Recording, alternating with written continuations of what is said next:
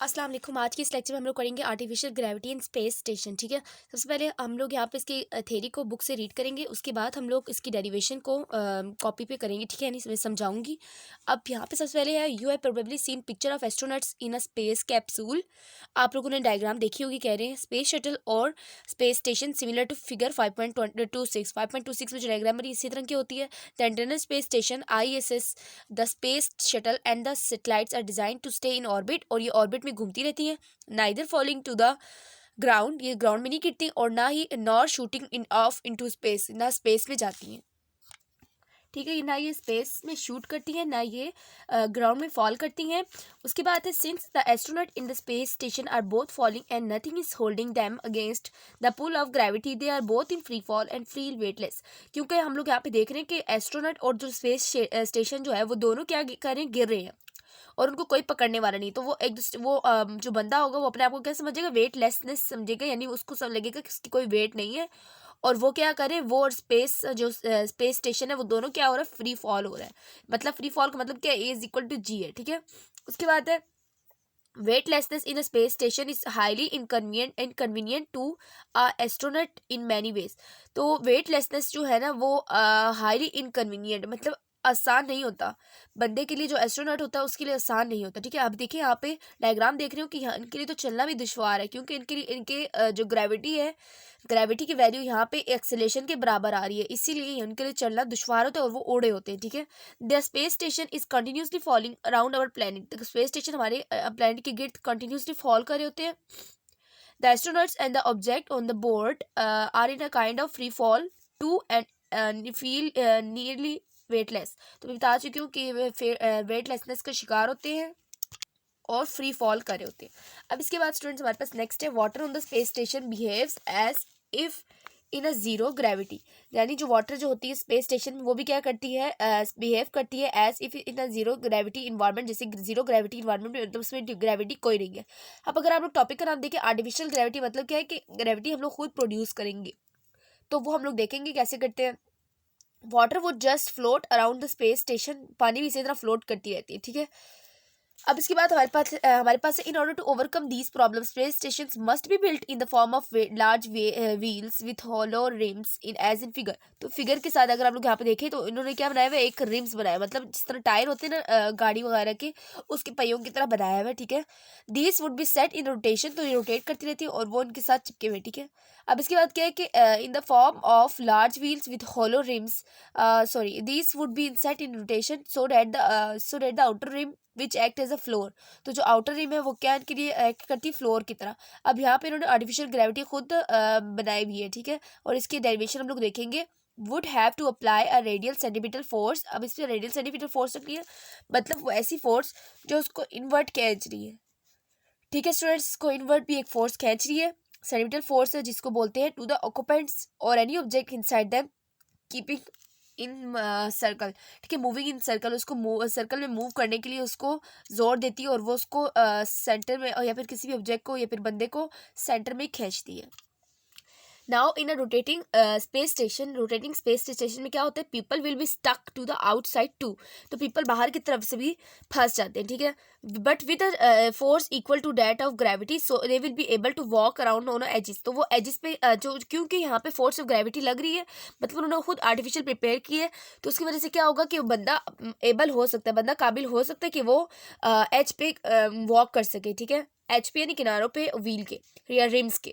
The force will be the same all around the outside of the rotating cylinder. So depending on the design, it could look like people are living on the ceiling. तो अगर आप लोग यहाँ पे देखें तो दो force जो लग रही होती है वो सेम होती है, हर एंगल से देखें तो सेम होती है। ठीक है, मतलब कहीं भी ज़्यादा कहीं भी कम नहीं लग रही होती। So depending on the design, तो फिर उसके ये सब कुछ किस पे डिपेंड करता है, उसके डिज़ाइन पे डिपेंड करते हैं कैसे बनाया गया है। It could look like people are living on the ceiling, तो उस तरह उससे बंदे को क्या फीलिंग होती है दूसरे को, कि वो बंदा किस पे रह रहा है, सीलिंग में रह रहा है। ठीक है, छत पे रह रहा है, जिस तरह छत वाला लगेगा। ठीक है, in order to have a spaceship in space, order spaceship जब स्पेस में हो, we have to provide gravity to the occupants of the spaceship. हमें स्पेसशिप की जो ऑक्यूपेंट्स रहने वाले उनके लिए हमें क्या चाहिए होगा, ग्रेविटी देना होगा। Such provided gravity is known as artificial gravity. इस तरह की ग्रेविटी को हम लोग क्या बोलते हैं, आर्टिफिशियल ग्रेविटी बोलते हैं, because it does not exist naturally, क्योंकि ये कुदरती तौर पे मौजूद नहीं है। The gravity like effect produced in orbiting spaceship to overcome weightlessness. तो ये ग्रेविटी लाइक इफेक्ट होती है, इसकी दूसरी डेफिनेशन है the gravity like effect produce in orbiting spaceship to overcome weightlessness. Weightlessness को ओवरकम करने के लिए जो ग्रेविटी लाइक इफेक्ट होती है उसको हम लोग क्या बोलते हैं, आर्टिफिशियल ग्रेविटी बोलते हैं। अब इसके बाद जो डेरिवेशन है वो हम लोग खुद, मैं आपको खुद अपने तरीके से करवाऊंगी, बहुत ईजी। तो चलते हैं डेरिवेशन की तरफ। तो स्टूडेंट्स, अगर आप लोग यहाँ पे देख रहे हो मैंने टॉपिक का नाम लिखा हुआ है और डेरिवेशन की हेडिंग दी हुई है। अब इसके बाद हम लोग यहाँ पे डेरिवेशन करेंगे। डेरिवेशन के लिए अगर आप लोग यहाँ पे देखें, हमने यहाँ पे कोई सर्कल में ऑब्जेक्ट बनाया, ठीक है, या आप इसको रिम बोल सकते हैं, ठीक है। और वो बंदा वो कोने पे खड़ा हुआ, ठीक है, ये जो मैंने बनाया पर्सन बनाया, ठीक है। इसको आप सपोज कर ले कि पर्सन खड़ा हुआ है कोने पे, और इसका जो किनारे से जो डिस्टेंस है वो कितना है, कैपिटल आ रहा है, और बंदे से कितना है, स्मॉल आ रहा है, ठीक है। बंदे से भी बल्कि कैपिटल आ रहा है, और जो दूसरा है वो मिडल वाला वो उसके स्मॉल आ रहा है, ठीक है। ये हाफ है ना, तो इसलिए इसको स्मॉल आर बोला है।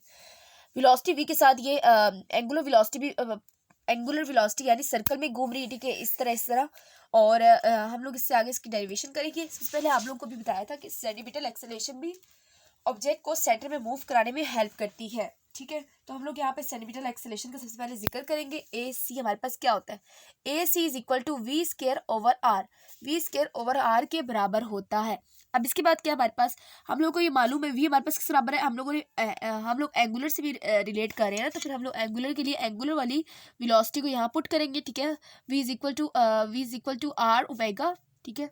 अब यहाँ पे अगर आप लोग देखें, हम बंदे से इसका डिस्टेंस देख रहे हैं तो कैपिटल आ रही है, तो v is equal to capital R omega कर रही है, ठीक है। और ये हमारे पास क्या, इक्वेशन नंबर 2, और ये हमारे पास क्या बन गई, इक्वेशन नंबर 1, ठीक है। इसको इक्वेशन नंबर 2 बोलते थे।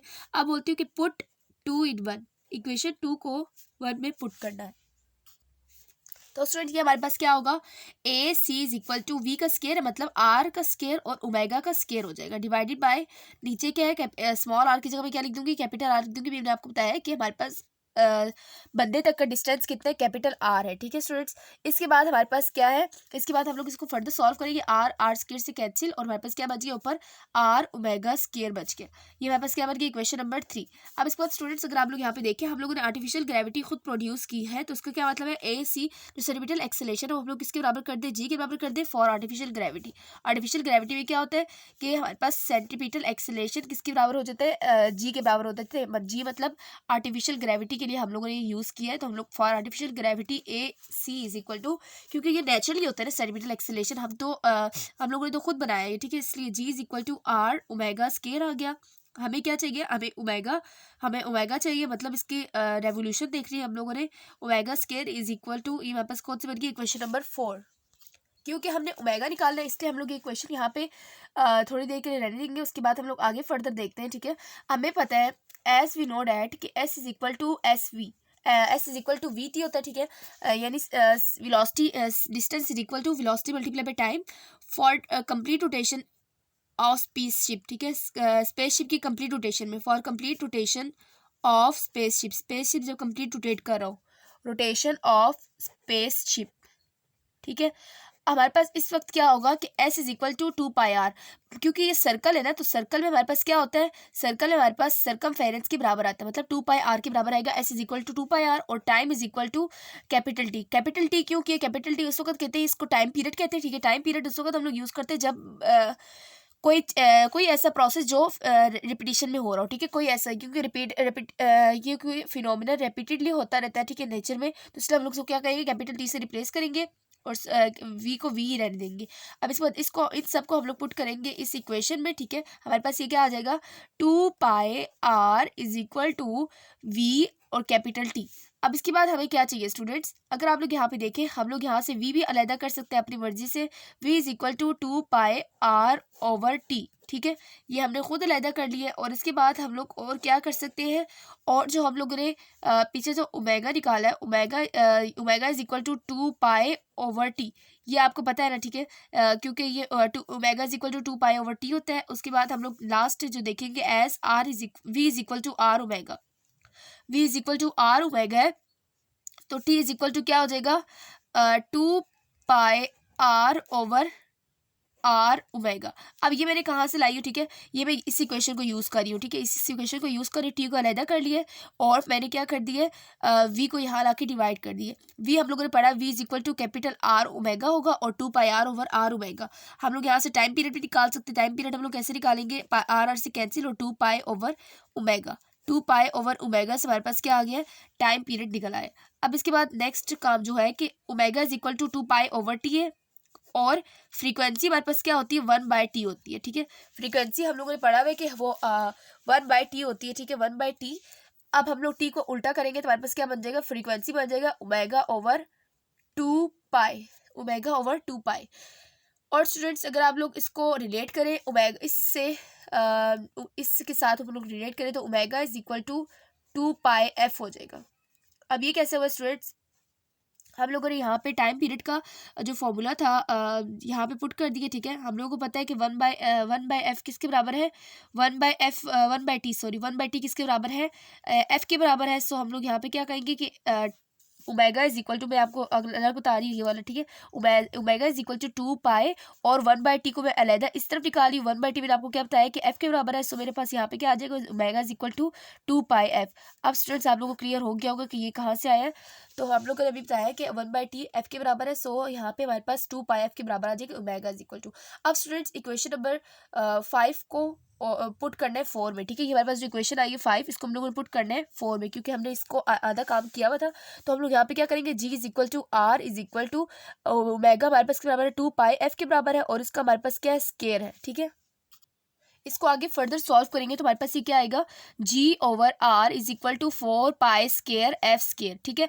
अब इसके बाद हम लोग को क्या चाहिए, फ्रीक्वेंसी चाहिए ना। फ्रीक्वेंसी के लिए हम लोग क्या करेंगे, 4 pi square r is equal to f square हो गया। हम लोग अंडर रूट ले लेंगे। अब हमें वापस क्या आ जाएगा, 4 एफ स्केयर ही चाहिए, हमें एफ चाहिए, ठीक है। 4 पाई स्केयर और r which is equal to f. अब स्टूडेंट इसके बाद अगर नेक्स्ट काम आप लोग देखें कि हमारे पास यहाँ लिखा है 4 पाई स्केयर को मैं बाहर क्या लिख सकती हूँ, 1/2 पाई लिख सकती हूँ। अंडर रूट से बाहर निकाल लूँगी, 2 का स्केयर बनेगा और पाई स्केयर बना हुआ है, ये हमारे पास अंडर रूट से बाहर निकल जाएंगे कैंसिल होकर अंडर रूट से, और हमारे पास 1/2 पाई आ गया और अंदर क्या रह गया, g over capital r which is equal to frequency. अब स्टूडेंट्स यहाँ से क्या पता चल रहा है, यहाँ से ये हमें पता चल रहा है कि फ्रीक्वेंसी अंडर रूट 1/√r के इन्वर्सली प्रोपोर्शनल है, ठीक है। तो मतलब क्या है कि जितना स्पेसशिप ज़्यादा बड़ा होगा वो उतना स्लो घूमेगा, यानी अगर रेडियस ज़्यादा होगा तो फिर हमारे पास स्पेसशिप की फ्रीक्वेंसी क्या होगी, कम होगी, मतलब वो स्लो मूव करेगा। स्लो मूव करने का क्या मतलब है कि वो एक टाइम में यानी 1 सेकंड में ज़्यादा फ्रीक्वेंसीज नहीं कवर कर सकेगा। और हमारे पास ये जो ओमेगा है, ओमेगा हमारे पास किसके बराबर है, omega is equal to angular frequency, ठीक है। जो हमारे पास एफ है, एफ हमारे पास क्या है, एंगुलर फ्रीक्वेंसी है, जबकि हमारे पास ओमेगा सॉरी ये हमारे पास ओमेगा होगा, omega is equal to angular frequency है। और जबकि लास्ट जो हमारे पास है, लास्ट हमारे पास क्या है, एफ हमारे पास क्या है, फ्रीक्वेंसी ऑफ स्पेसशिप है, ठीक है। हमारे पास ये क्या है, फ्रीक्वेंसी ऑफ स्पेसशिप है और ये ऑसिलेटरी मोशन वाले के लिए, ठीक है, फ्रीक्वेंसी ऑफ स्टेशन के फिर स्पेसशिप। तो स्टूडेंट्स हमारे पास ये डेरिवेशन कंप्लीट हुई है। मैं आपको दोबारा से इसका ओवरव्यू दूँ। सबसे पहले स्टूडेंट्स अगर आप यहाँ पे डायग्राम देखें, डायग्राम में मैंने क्या बनाया है कि एक बंदा खड़ा हुआ है, ठीक है, एच पे, और उसके बाद इसका डिस्टेंस एच से कितना है, कैपिटल आर है, और इसका स्मॉल सर्कल से कितना है, स्मॉल आर है, ठीक है। और उसके बाद हम लोग अगर फर्दर देखें हम लोगों ने कहा है कि सेंटीमीटर एक्सीलरेशन यहाँ पे मौजूद है, ठीक है, v square over r, small r को हम लोगों ने कैपिटल आर से रिप्लेस करना है क्योंकि हम लोग बंदे तक का डिस्टेंस देख रहे हैं, ठीक है। तो आर हो जाएगा, कैपिटल आर हो जाएगा, और हम लोग को ये पता है कि v is equal to are omega. हम लोगों ने इन दोनों का कोई रिलेशन बताना है एंगुलर क्वान्टिटीज़ का यहाँ पे, और लीनियर का, क्योंकि एंगुलर भी परफॉर्म करे और लीनियर भी दोनों परफॉर्म करे। सो हम लोग यहाँ पे कहेंगे v is equal to are omega.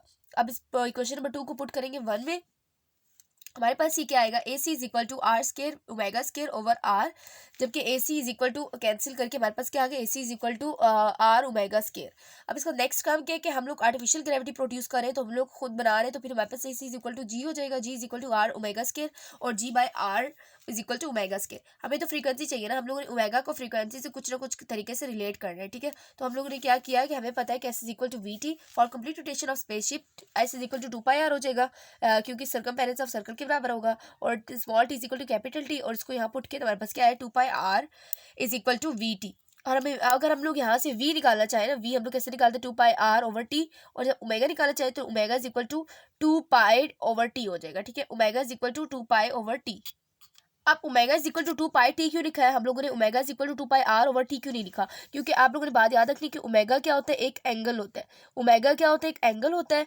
और एंगल के लिए हम लोग यहाँ पे डिस्टेंस को यहाँ पुट नहीं करेंगे। और ये हमारे पास क्या एंगल, 2π भी हमारे पास क्या एंगल है, और ओमेगा भी क्या एंगल है। इसलिए हम लोगों ने यहाँ पे क्या किया, यहाँ पे हम लोगों ने आर वाली कोई चीज़ यहाँ पे पुट नहीं की। अब इसके बाद स्टूडेंट्स नेक्स्ट अगर आप लोग देखें, नेक्स्ट हमें क्या कहा है, नेक्स्ट हमने क्या किया कि v is equal to are omega, v is equal to are omega यहाँ पुट किया। हमारे पास ये क्या है, t इज इक्वल टू 2πr/आर ओमेगा। ठीक है, आर ओमेगा, आर से कैंसिल है, 2π/ओमेगा आ गया। ठीक है, अब इसके बाद हम लोगों ने कहा है कि हमें ओमेगा का फ्रीक्वेंसी से कोई ना कोई रिलेशन चाहिए।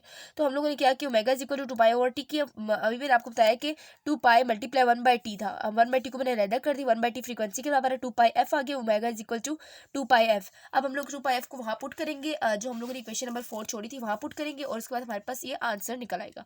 तो स्टूडेंट्स उम्मीद करती हूँ लेक्चर आप लोगों को पसंद आएगा। लेक्चर पसंद आए तो लाइक करें, दूसरों के साथ शेयर करें, और चैनल को भी सब्सक्राइब करना ना भूलें।